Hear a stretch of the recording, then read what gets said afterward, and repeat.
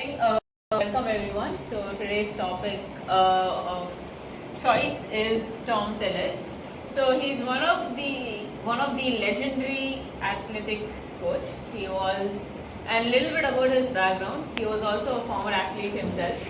In his early days, in his school days, he was extremely physically active, involved in track and field, and he was also a part of the international team. So he went on to represent the United States, and that's how he got into training and being an athletic coach.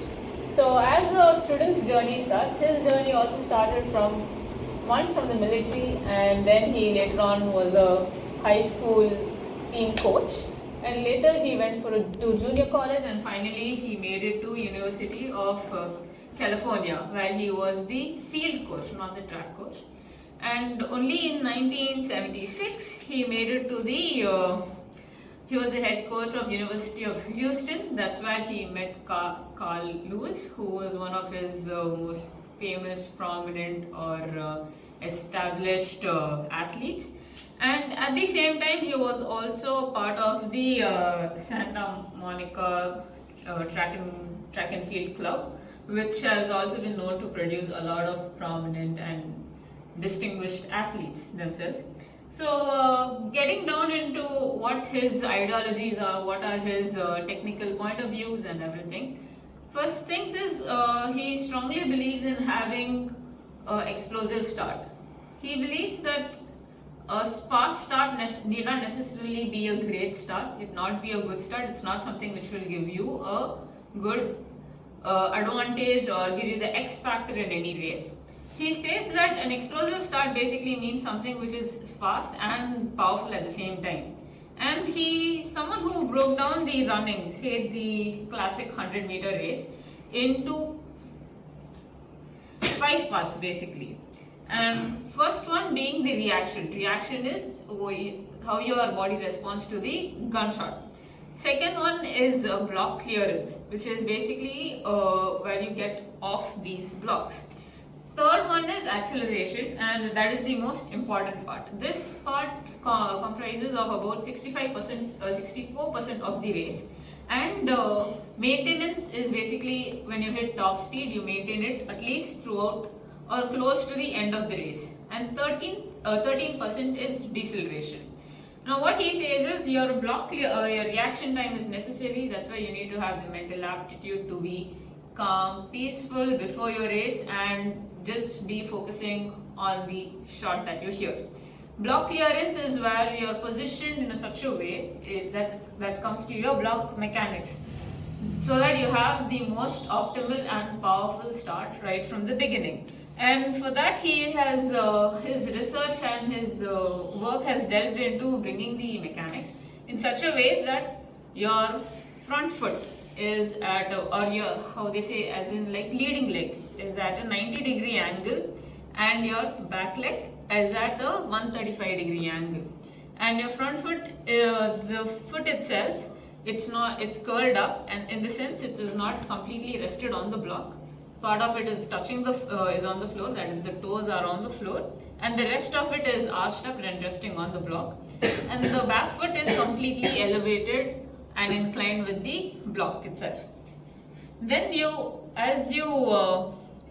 hand placements are right besides in line with on the sides of the hips, and then just behind the start mark.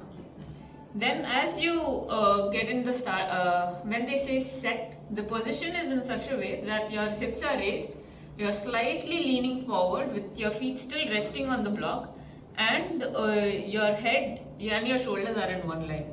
So this picture depicts that the hip is the highest point of the athlete, and the back is slightly leaning forward, but not leaning as much so that your feet are off the block and you're almost falling down, because that's when a lot of false starts happen within athletes.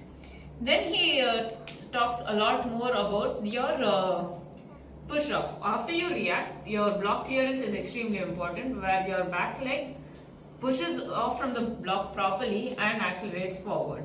And then he talks about how your first, second and your third straight are one of the most important ones in the entire race. Those are the ones which will actually dictate how your acceleration is. And acceleration being the 64% of the of the entire race. He tells that you should be focusing on having a higher stride frequency, and stride length will come with the proper mechanics and practice. But stride frequency is something of a lot more importance here. Then he basically goes into how he talks a lot more about believes in about that some athletes are natural, yes, and others are mostly made with proper discipline, the sprint mechanics, and Finish. what he tells is that your sprint mechanics are of importance, in the sense right from your block clearance, your hitting your top speed, and and the second part he tells is so in how usually your energy levels are based. How you're in the beginning of the race, what happens is that people tend to have an early acceleration, and then the acceleration drops too quickly because they hit top speed, or they try to push their acceleration or their speed too much.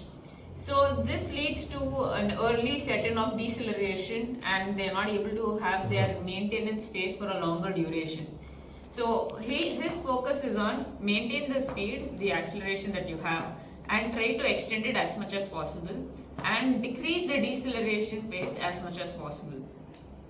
And he also talks about how if suppose when you're in a race, it is a 100-meter race, and sometimes you may be in line with other athletes as well, and that should, the leading in, which gives you an extra edge, or who finishes first, say even the milliseconds, that is a judgment the athlete has to make. That is something which cannot be trained at all.